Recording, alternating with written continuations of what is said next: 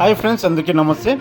ఘనంగా కార్మిక దినోత్సవం పాగడపట్నంలోని కార్మిక దినోత్సవాన్ని పురస్కరించుకొని బుధవారం పట్టణంలోని మెకానికలందరూ శంకరప్ప గ్యారేజ్కి చేరుకొని అక్కడ ఘనంగా కార్మిక దినోత్సవం జరుపుకున్నారు. ఈ సందర్భంగా మెకానిక్ సంఘం అధ్యక్షుడు ఈనూస్ మాట్లాడుతూ పట్టణంలోని దాదాపు 250 మంది మెకానిక్లు ఉన్నామని, మాకు ఆటో నిర్మించకపోవడంతో ప్రైవేటు గదులకు బాడుగులు అందిస్తూ మెకానిక్ సెట్లు నిర్వహిస్తున్నామన్నారు. మా మెకానిక్ పనులు అంతంత మాత్రమే జరుగుతున్నాయని, మెకానిక్ గదులకు మా కుటుంబాలకు నివసిస్తున్న ఇండ్లకు బాడులు కట్టలేక తీవ్ర ఇబ్బందులతో జీవనం సాగిస్తున్నామన్నారు. ఇప్పటికైనా సంబంధిత అధికారులు, నాయకులు మా సమస్యలపై దృష్టి సాధించి మా పిల్లలకు ఉచితతో పాటు ఆటో నగర్ను, ఉచిత ఇండ్లను నిర్మించాలని కోరుకుంటున్నామన్నారు.